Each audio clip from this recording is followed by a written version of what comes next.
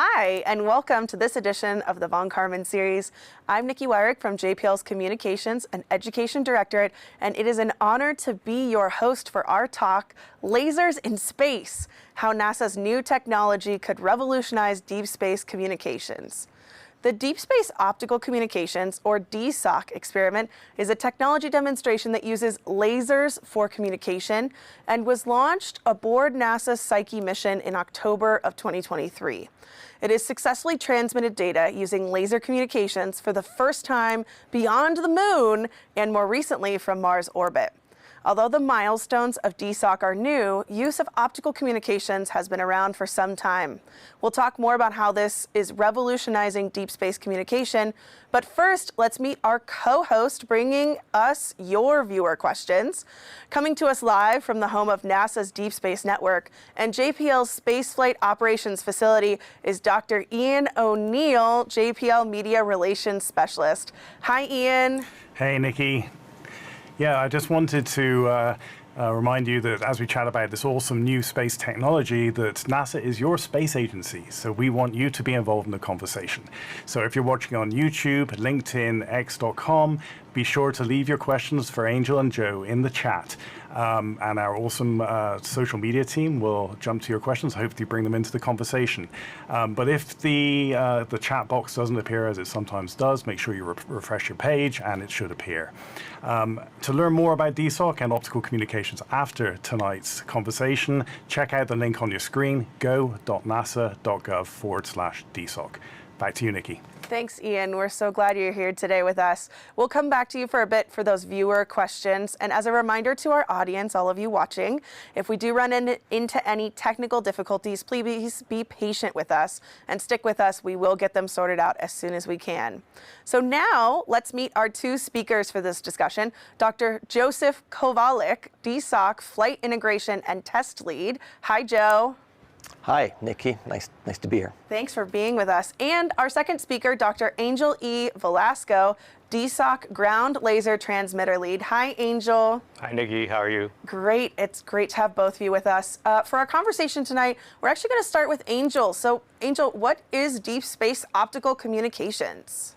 Yeah, so the DSOC, or project, is it's a culmination of many decades of work that is trying to show that the technology needed to do deep space optical communications works. That's pretty much it. So, for the past, over 40 years, a lot of researchers around the world have been developing technology to be able to shoot lasers and send data out into deep space. And when I meant deep space, I mean beyond the moon, right? I'm talking about Mars distances. This is, over 270 million miles away, right?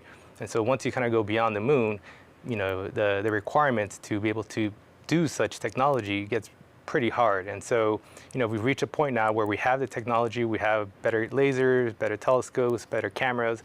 And so, now we have the opportunity to kind of really showcase that technology. And so, DSOC is a part of the Psyche mission, which launched about a year ago. Currently, Psyche is, about 3 AU, and AU is the distance from Earth to the moon, Earth to the Sun, which is 90 million miles. And so it's out there, and we're performing links, which means we're sending data up and down, up to the terminal and back down to Earth on a weekly basis. And so if you go to slide 1, please. So DSOC comprises of 3 parts. There's 2 ground terminals, which transmits a signal up to the terminal aboard the Psyche spacecraft. That uses the uplink to kind of lock on and know where Earth is. It then points the 4-watt laser aboard the Psyche spacecraft to a ground receiver at the Palomar Observatory. And so these 3 components kind of comprises of the DSOC project. So for each station, new technology had to be developed in order for this link to work. And so DSOC kind of offers a very unique opportunity to kind of be the first to be able to do operations and to show how it can be done and be able to support for future missions. Why do we need optical communications? Well, it offers 10 to 100 times more data rates or faster data rates compared to the standard technology that's being used today, which is the RF or radio frequency technology. RF is great. It's wonderful, but optical is meant to kind of complement that technology so that they're meant to work hand in hand together, right? RF is stable, very mature. Optical provides much faster data rates that scientists and future missions, I think, will love to have to kind of get the data rates down. And you talked about the complement of RF and optical communications. If we pull up graphic number 3, you can actually see both of those on the Psyche spacecraft, right, Angel? That's right. So, so you see here, there's the, actually, could we start with a slide 2, if that's possible? I think this is a really cool shot. Yeah, there it is. Thank you. So here you see the flight terminal, which is a 22 centimeter aperture. You see the mirror at the very top there. That the flight terminal is not very, very big. It's like this big in size, and so that's currently is what's sitting out in deep space on the Psyche spacecraft. And so that, if you see in the lower right picture there, you see the top open. It has all the bearers inside. There's a laser that you can't see, and then a camera on the back there. But that's effectively the flight terminal that's aboard the Psyche spacecraft. Now, if you go to slide 3, please. You see there, it's now mounted aboard the Psyche spacecraft. This was before launch, of course. And so you see the little terminals, not that big, it's mounted on the side. You see the kind of the silver tube that's just to kind of block out the sun, and a cap, cover on the front to protect it. But that's open during operations, obviously. And then just kind of for scale, kind of what we're working, with is the RF component, the RF antenna, which is a large kind of few meter size antenna right next to the kind of silver cone there. So you can kind of see the scale of the optical terminal versus the RF. And both are, the hope is that they'll work together out in deep space. Great. Now we've got a good idea about DSOC, but Joe, can you tell us more? What is optical communication? So optical communications is communications using light. So if we can have slide number 4. You can see what we call the electromagnetic spectrum, and it goes all the way from radio waves, which are long wavelength, low frequency, to X-rays, gamma rays, which are very short wavelengths and very high frequency. We're using light, and we actually don't use visible light. So visible light is light that you can see. We use infrared light. Now, infrared light you can feel, so it feels warm, like the sun puts out a lot of infrared light, and that's what you feel from the sun. Why do we use visible light, or why do we use light? The reason we use light is that, as I said, radio waves have low frequency. Light has higher frequency. With higher frequency, we can effectively send a higher data rate. So if you look at the next slide that we have, slide 5, you can see sort of a graphic of what happens with the radio wave on the left and the optical waves on the right. And you can see that I send a certain amount of data down with the radio, but with the optical I send much more data, and that's what we're hoping to do. But the other reason we use laser is because the wavelength is shorter, what happens is we can send a much more focused beam. So it's a much tighter beam, and because of that we can concentrate the energy more, and we can also get more information by doing that. The other thing is because it's shorter wavelength, we can use smaller systems to transmit the light. So as Angel said, we use a 22 centimeter aperture rather than a few meter aperture. So we can get more information with a smaller aperture, and people in spacecraft like having things that are smaller, weigh less, and take up less room. Joe, this isn't the first use of optical communications, but DSOC is the first deep space use of this past the moon. Where else have optical communications been used in space?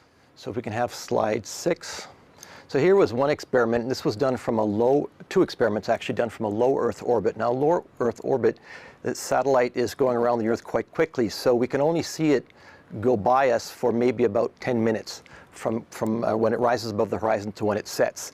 And here are two experiments. One was OISITS, which was done by the Japanese Space Agency on a European Space Agency satellite.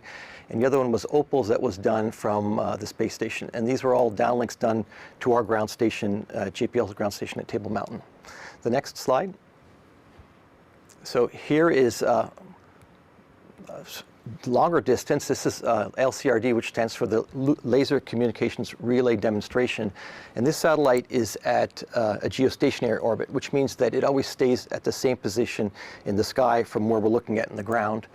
And that has very nice sort of synergies with regular communication, in that when we use radio frequency communications, we have geostationary satellites And so we're trying to do the same thing now with a laser system. Next slide. So going further out into space, this was the LLCD, which is the Laser Lunar Communications Demonstration. And this was done from a satellite that was orbiting the moon down to Earth. And so what DSOC does is it's taking us, so we've progressed now from low Earth orbit to geostationary, which is further out, all the way to the moon, and now deep space is taking us much, much further out. I mean, clearly we've got a good history. So far, there's actually been quite a few questions in the chat. So I want to throw it back to Ian for some questions from the audience. Maybe let's take two. Yeah, interesting stuff. Yeah, we got some great questions coming in at the moment. Sam D11 on YouTube asks, is laser optical communication faster than radio signals?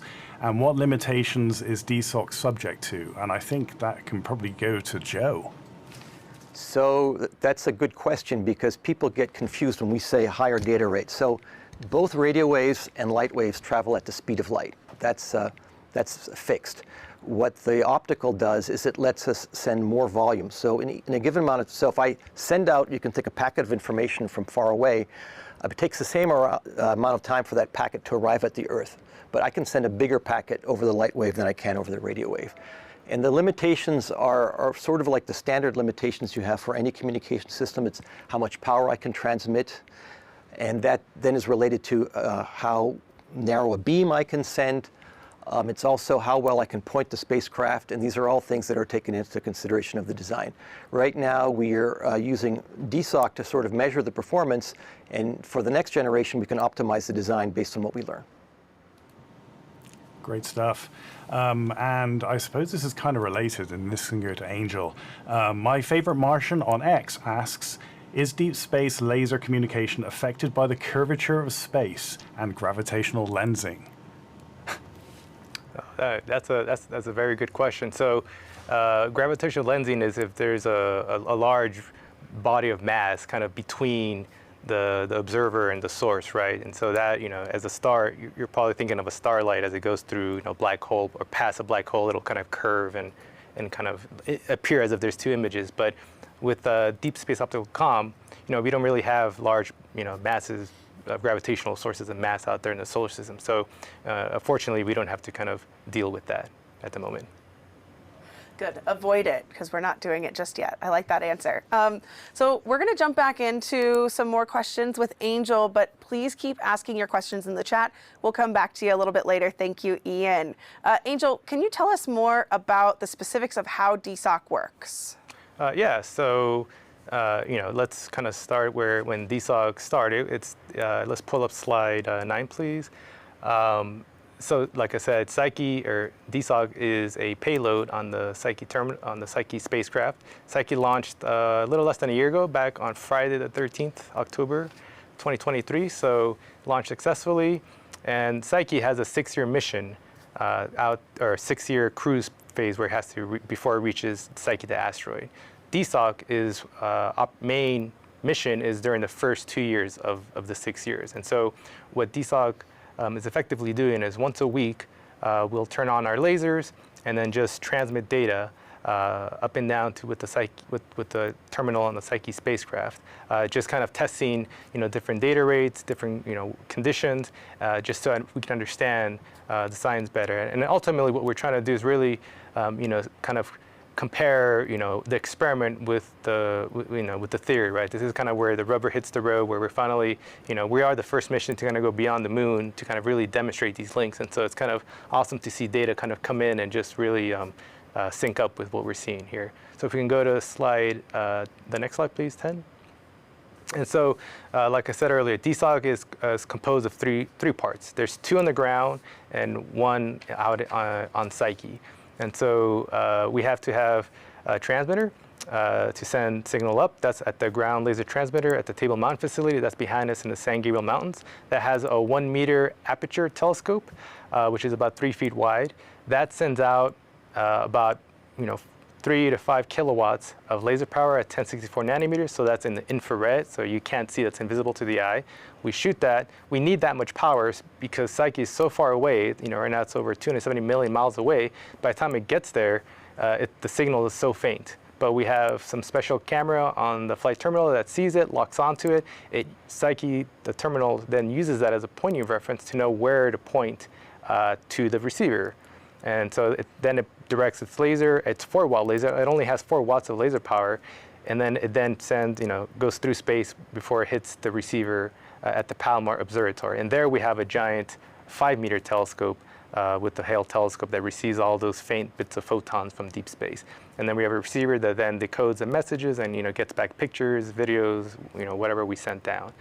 That's also using combination with RF components. So we can, at the same time as sending optical communications, we can also do RF, which is received by the Deep Space Network.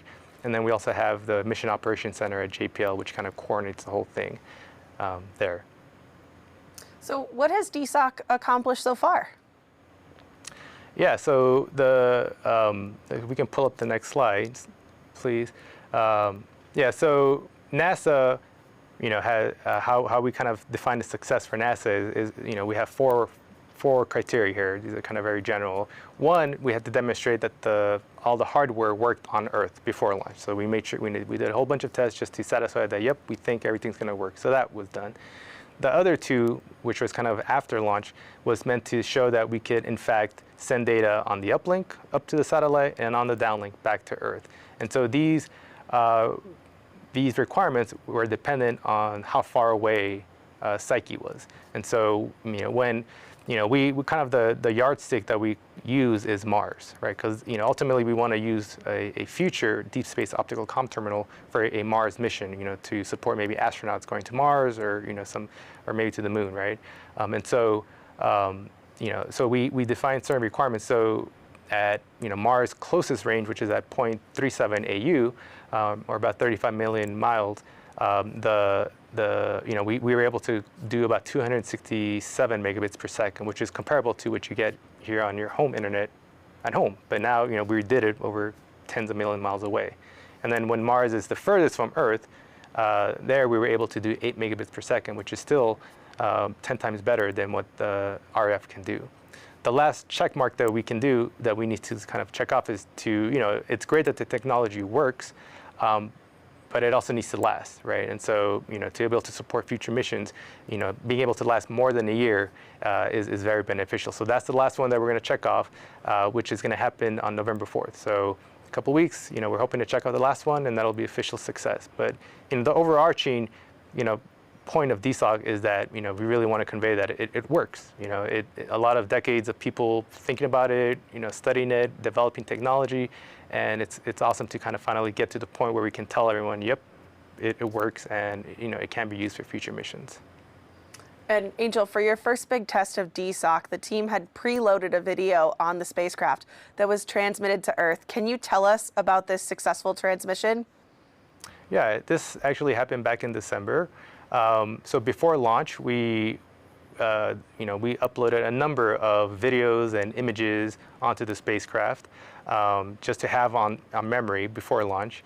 We didn't send the cat to space. I just want to clarify that. These are just videos of a cat. But if you can show the video now, please. So this is Taters. He's an orange tabby. This video was designed by the design lab here at JPL. Kudos to them. They knew that the people of Earth love cats, and so a cat video was made, put together, and this is what we downloaded at 267 megabits per second from deep space. So it's I don't know if it's fitting, but the first deep space video is of a cat. So there's other graphics. You see Psyche's trajectory there. You see some observatories, but it was just kind of a fun video to demonstrate that what it can do. Ultimately, we would want this for future astronauts to be able to download high-definition videos of them, or maybe high-definition videos of Mars down to Earth, right? To have sound and video would be a huge, win for NASA. Absolutely, and as Angel said, Taters, the cat, was not sent to space, safe here on Earth, but the video was transmitted, so Taters safe here on Earth. Angel, tell us, what does a day of operations look like for DSOC? Yeah, so let's go to the next slide, please. Perfect, thank you. So, It takes a lot of work, as you can imagine, for any mission. We have 3 teams, 3 primary teams plus an operations team that's the JPL. So we have a flight team that just manages the flight terminal. So for actually work for them before, operation starts 2 weeks before. So everything on the flight terminal is pre-sequenced. We can't change anything. They write these sequences of what's going to happen at what time. It's tested. We have a replica of our DSOC terminal here at JPL that we then test to make sure it all works out, and then that then is uploaded to the flight terminal, and it's ready. And once the clock hits, it starts running. On the receiver side, at the Palomar, you see we have to, pointing is a huge factor in optical comm, right? We have, as Joe said, we have very narrow beams, and we're trying to hit targets very far away. It's effectively trying to hit like your cell phone about a mile away. That's what we have to do every single time. And so it requires, calibrating our telescopes to kind of ensure that pointing accuracy. And then Palomar, in order to be able to detect these little bits of faint signals coming from deep space, we have to have a special cryogenic detector that has to be cool and near absolute 0 temperature. And then we also have to have a receiver that then kind of decodes things in real time to kind of, handle any disturbances from, the atmosphere.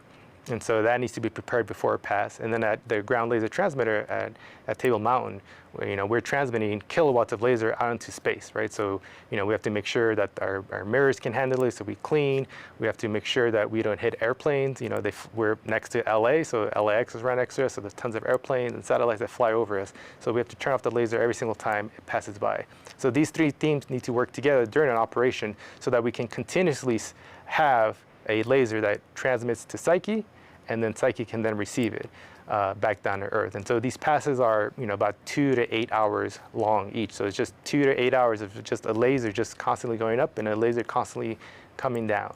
And kind of what makes, the operations a little bit more complex is that, we have, like Joe said, a finite speed of light, right? So we send something up, but Psyche is so far away, it takes right now about 25 minutes just to get there, and then it takes another 25 minutes for it to come back. So whatever we do on the transmitter when we send up, we don't know what happens on the receiver until 50 minutes later.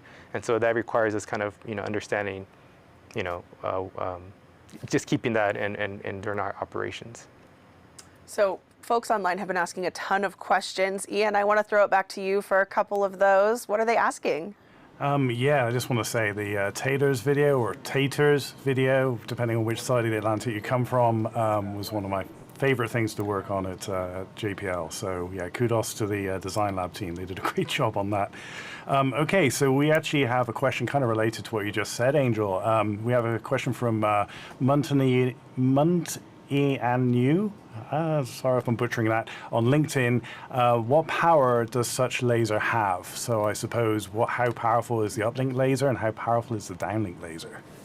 Yeah, that's a good question. So on the uplink, it's actually a tunable laser. So we have 8 lasers, but total power that can be transmitted, from 300 watts total power up to about 7 kilowatts, we can really kind of crank up the laser to. So that's on the uplink.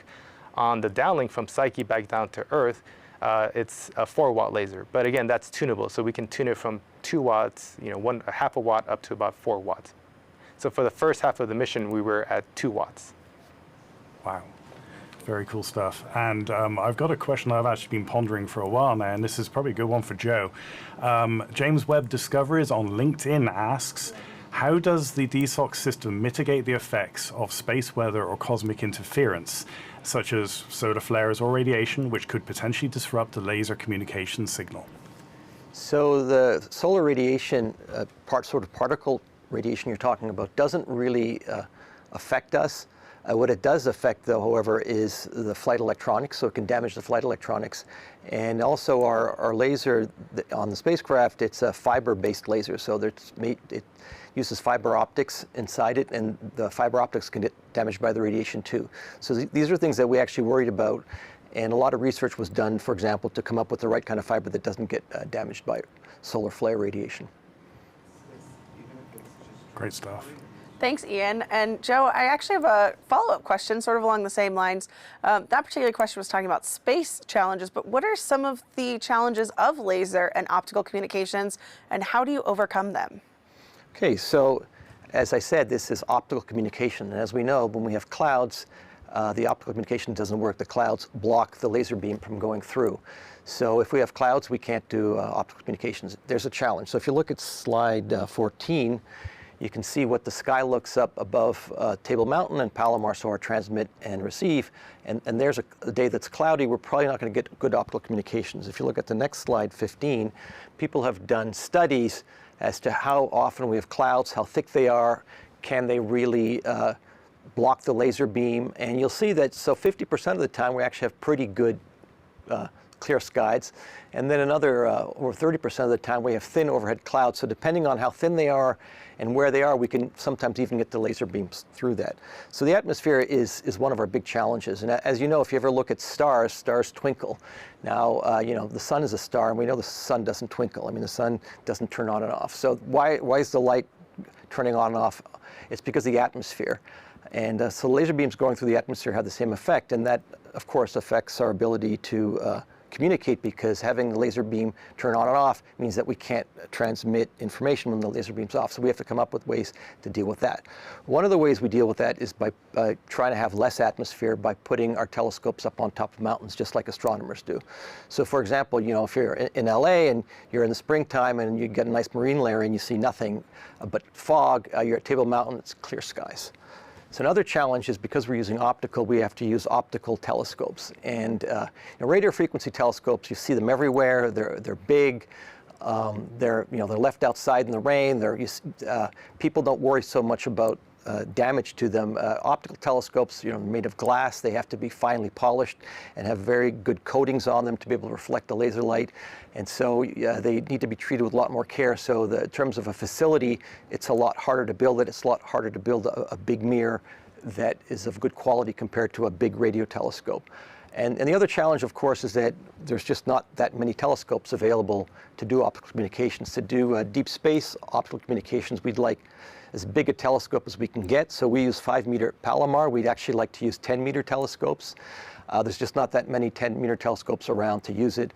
And even then, if we have the telescopes, we need an infrastructure to go to the telescope. So if we want to transmit high rate data down from space, we have to get it off the mountain. So not only do we have to put the telescope on the mountain, but we have to put a good fiber optic connection to get that information from the telescope to where we want it. Yeah. Joe, I know you've spent some time up at Table Mountain, and so has Angel. Thankfully, it's a drive away from JPL. But one thing we haven't gotten to discuss is this perception that optical communications is new. But Joe, this technology has been used in conjunction with radio communications, even here on Earth, right? Yes. So, most of you have probably heard of optical fibers. So, fiber networks, and what you do in that is you take a laser beam and you transmit it through a thin fiber of glass. And many of the techniques that are used there we use, except instead of sending them through thin fibers of glass, we send them through free space. And so you think of a typical communication network we have here on Earth. We use our cell phones. Our cell phones use radio frequencies to go to a cell phone tower. The cell phone tower, it most likely has a fiber optic a cable to it that goes to some data center, and so we're taking from our hands, we're taking a radio frequency signal to antenna, and that antenna then changes it to a light signal that then goes to the data center. So it's using light to do communication is not new. It's been around for a long time. Thanks, Joe. Ian, you've got a ton more questions, so I want to give another chance to our viewers. Go for it. Yeah, we'll try and get through as many of these as possible, but yeah, they keep on coming, but they're really good questions, so we'll try and get to most of them. Okay, so we have a question from Tin Man on YouTube. Will you be transmitting multiple light wavelengths simultaneously, or just a single wavelength as only infrared? That's a pretty good question. I think that can go to Angel. Well, why infrared, I suppose, is the question. Yeah, so infrared has, first, why infrared? The atmosphere has certain windows that we can transmit without severe attenuations. And so those happen to be at, in the infrared 1064, 1550, or just a couple of them. So that's kind of one of the reasons why we moved towards that region. And it's also due to background of the sun, right? The sun, is a huge emitter of optical wavelengths, and kind of the peak is right around the visible. So that also introduces a lot of background that you're trying to see a very faint signal among a lot of background. That's not good, right? So if you kind of move further into the IR, you have a nice window for transmission through the atmosphere, through the air, and then also kind of lower background noise just due to the sun. And to your question about using multiple wavelength, that's a great question. So for DSOC, we use just a single wavelength effectively. That's just how the technology works. But yeah, using multiple wavelengths is actually a way people do send higher data rates by using a lot of different wavelengths. So yes. Very cool, thank you. And we have another question from Nerds Like Us on YouTube. What is the maximum distance space lasers can transmit information? That's a good one. I suppose that can go to Joe. So, so the way to look at this is I'm sending a laser beam into space, and a laser beam, even though it doesn't spread as much as you think, a regular light beam does spread as it goes out in space. So the further out you get, the more it spreads, and that means the signal gets weaker. And at some point it gets so weak we can't detect it. So one way we get around that is instead of trying to do a high data rate, we do a lower data rate, because we can do lower data with less power. But at some point it runs out. We've studied missions to go all the way up to Uranus and Neptune. So hopefully, in the future we'll be able to get that far. And that is something I wanted to discuss too with Angel.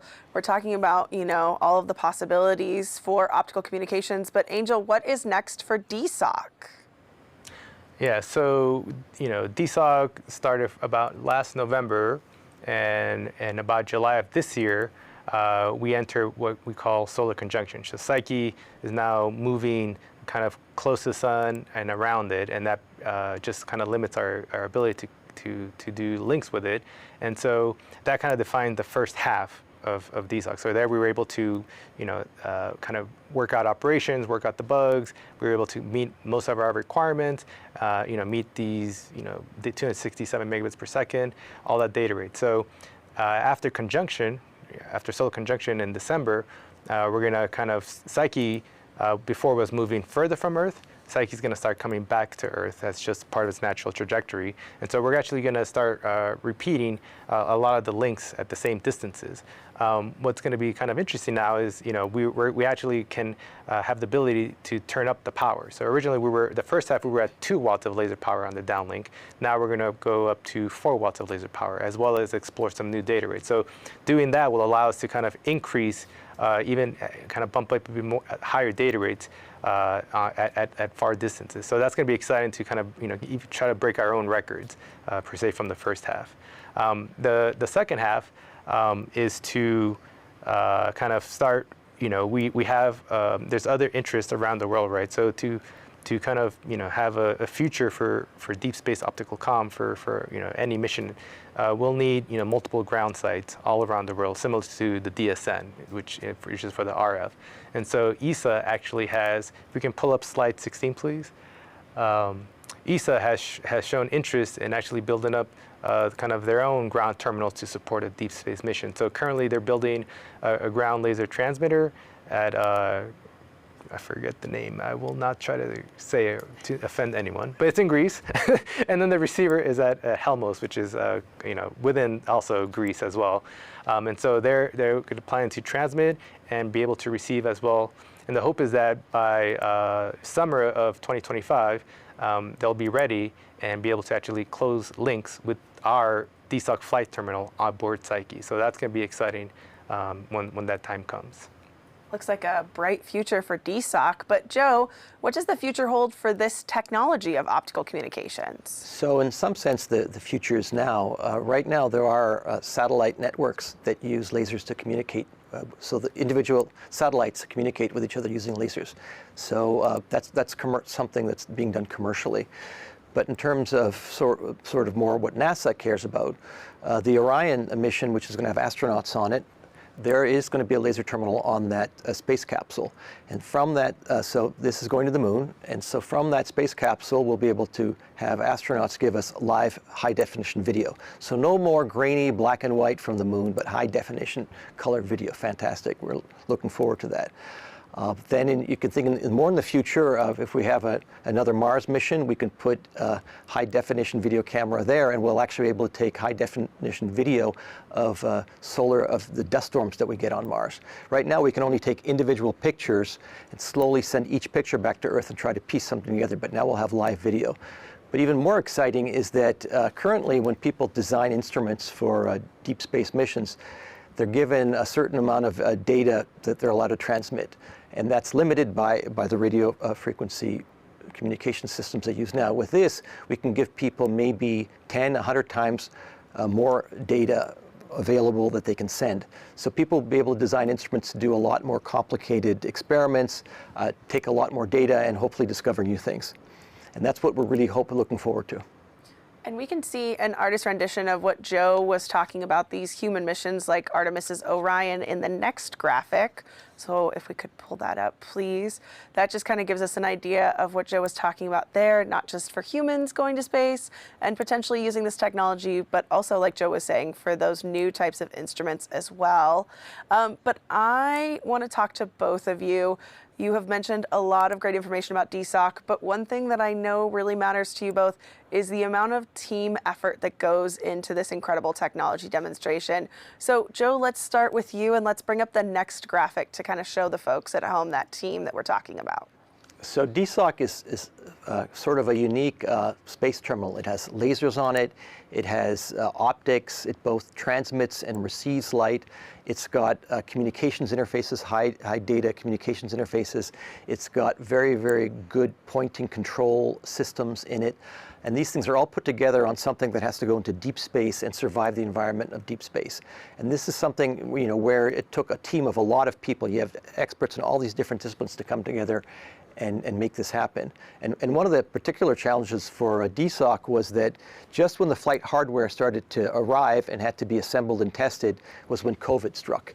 And as you can realize, we cannot do that work from home. We had to come into work and find a way to do it. And we managed and succeeded in delivering the hardware in time. And Angel, you've talked a lot about operations. How has your teamwork been with the team? Yeah, so this is an amazing team. As you can imagine, when you do kind of a one-of-a-kind, or I'm sorry, not one-of-a-kind, a first-of-a-kind tech demo, it requires a lot of experts, working closely together, long hours. A lot of these passes, or all of these passes, were in the night. Some right in the middle of the night. We had to travel to observatories. The teams were separated, so it just required a lot of coordination, a lot of teamwork to kind of make this work. And because of everyone's effort, this is these are just a few pictures, a few of the people, but a lot of people aren't shown here that was able to kind of get us to this point and make DSOC a success. And so many kudos to them for all their hard work, and yeah. Many kudos to the team and to both of you for the amount of time you've put into this incredible technology demonstration. So I want to hand it over to Ian for any last questions. I know we're not going to get to all of our audience questions, but Ian, what are some more of the questions they're asking out there today? Yeah, thank you, Nikki. Yes, some more good ones. This is an interesting question I haven't actually thought of, but Nicholas Hilton on YouTube asks, optical and radio observatories are increasingly suffering from noise pollution. Could the infrared laser be subject to a similar issue as lasers are increasingly used in Earth orbiting satellites? And I suppose actually that could probably go for Joe. So in some sense, we're a little bit immune to interference because we use very specific wavelengths. That's one of the reasons we use lasers, is that we can get a very, very narrow wavelength of light, and we can filter out the other wavelengths that we don't want. But right now there really isn't. So for radio waves, there's an international convention to assign specific frequencies to specific people. For lasers, we don't really have that yet. So in the future, we may have to come up with the same kind of international convention so that we assign specific frequencies to or wavelengths to people, and they use them so we don't interfere with one another. Fantastic, thank you. And Angel touched on this question during his presentation, but we had a couple of questions considering the safety process. So Paula on LinkedIn asks, is there any specific safety process that you need to follow before turning the laser on each time?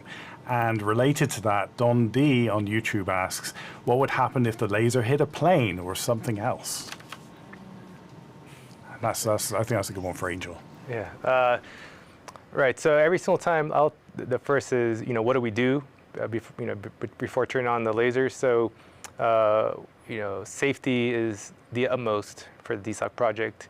We have check and triple check all of our measures before turning on these lasers. As you know, you shouldn't be shooting lasers, even laser pointers into the sky, right? It's a dangerous thing. So, we do have to go through kind of a routine to clean all of our optics, because even, some dust that settles on one of our mirrors could kind of instigate a failure of the coating, and that would be detrimental. So we really try to keep our optics clean. We then also have a dedicated, what we call a laser safety system that was developed in-house here at JPL.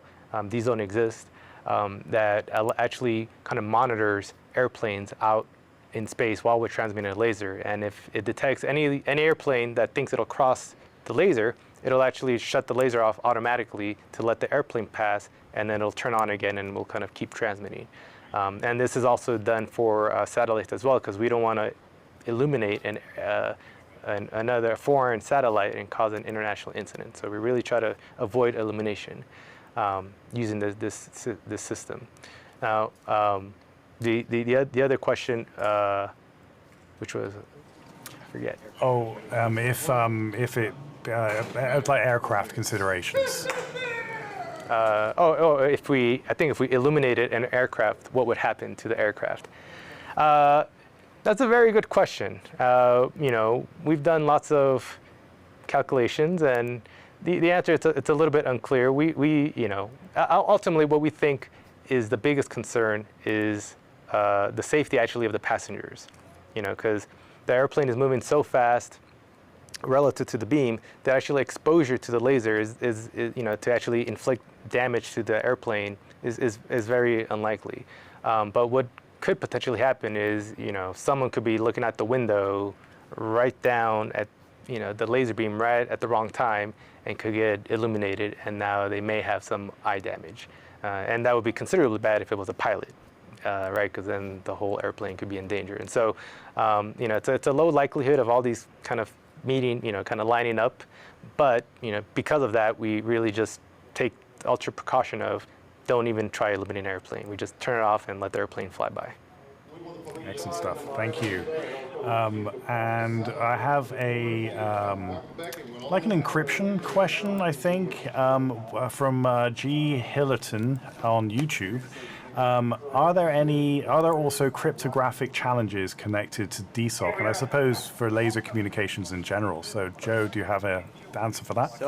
So let's separate cryptographic from encoding. So, in cryptographic, we're trying to take the data information and change it in a way that no one else can read it. We're not really worried about that right now for what we're doing. What we have to do, though, is we have to take the data and encode it. So you think, how do we send the information? So what we're really doing is we're taking the laser and we're turning it on and off very, very quickly. And then we look to see if we see a pulse. If we see a pulse, we say it's on. And we see no pulse, it's off. And from that, we can actually recreate the information stream that we want. And that's sort of an encoding scheme. But then we have to come up with ways of taking that data and mixing it together so that if we ever miss a pulse, we know, oh, okay, we missed a pulse, so there's an error there, we have to correct it. And that's called error correction. So we do that too, and that's one of the ways we're able to actually send data error-free. Even though there are errors in it, we correct for the errors that occur in the transmission from things, for example, like the light fades, or the telescope off points a little bit and we have less power. Perfect, good stuff. And I know we're coming to the end of our Q&A now, so I just had one question for both of you. We'll start with Angel. How did you get into this career, and what advice would you give other people to follow this career path? Oh yeah, it's it's a number of steps, right? That kind of to get to this point. For me, it was, I've always loved science. I've always loved kind of the physics of things, and building things to me, is the greatest thing that anyone can do. And so, just kind of, working through, getting the grades in, in school, and then ultimately trying to supplement that with actual hands-on skills, right? Work in the lab, get an internship here at JPL. There's a cool, very good internship program that you can apply to. Just kind of get your foot in the door and trying to get real experience in this field, right? Something related to what JPL does, right? Or some other NASA center, depending on where you want to go. And then just, using the marriage of this, good grades and kind of getting your foot in the door with real hands-on experience is kind of, kind of how you can get a career in this. And, ultimately, just, for me, you got to love what you do, right? Because with here, since you're doing first of a kind of things, you work a lot of long hours, but it's a joy to kind of see things finally work. So amazing. Same question to Joe. So I've always wanted to know how things work, and in a very fundamental way how things work. So I was interested in physics, because physics is sort of the basis of how everything works. And so I studied physics, and I went to university, studied physics. I went to graduate school and studied physics again. And there I worked on a project that uses laser beams to measure very, very small distances in laser interferometry. So that's how I got involved with lasers. And then eventually I saw this opportunity to get a job at JPL, and I've always been interested in working at JPL. And the nice thing about this project doing laser communications is that it involves a lot of the things you learn in physics. So we have to know about lasers, we have to know about optics, we have to know about how detectors work, we have to know theory of information, how information is coded. And then we have to know things like pointing, how to build control systems to point things very well. So with a physics background, we sort of understand all these different things, can put them together to build something. So that really makes this interesting for me. And what advice would I give people who want to follow a career in science or engineering? Find something you like, you enjoy to do, and then study it. And then when you're studying it, get involved by talking to other people there. So talk to your professors or talk to other students. And try to get as much information you can as opportunities. So say you tell people, I really would like to work in the lab and do something. And maybe there's a position in the lab where they can't even pay you, but you'll go there and you'll learn something. And then from that, you'll learn enough that you can get a better position. So try very hard to reach out to people and find out how they can help you do what you want to. And when you do that, you'll find that a lot of people are really excited about their work and are excited to see someone who's excited about their work, and they'll take you on, and you'll be able to move forward with your career. Amazing. Thank you so much, Joe. And before I hand you back to you, Nikki, I just want to mention you probably heard some background chatter. We're very lucky to be in the mission control for this von Karman lecture. And as you can see, it's a very active environment, and we've got controllers sending live commands right now to our 3 complexes for the Deep Space Network. And of course, they're continuously communicating with dozens of spacecraft in deep space right now via radio communications. So hopefully in the future, we'll have a component of laser communications here as well. So thank you both so much for all your answers, and thank you so much for all our viewers who sent some great questions. Yeah, back to you, Nikki. Great questions. Thank you, Ian. And unfortunately, that is all the time we have for today. Remember, if you want to find out more about DSOC and updates on the next phase of this experiment, please visit the link on the bottom of your screen, go.nasa.gov/DSOC. I want to thank our speakers, Angel and Joe, for joining us to chat about DSOC, and also thank you to Ian for doing a great job. A special thanks go out to the incredible team behind the scenes that make all of this possible, and to you, our viewers, for joining us each month. It is truly an honor to bring the incredible work of JPL to you each and every month. And please do join us next month as we discuss anomalies with the Voyager spacecraft. Thanks again, and we will see you in November. Bye, everybody.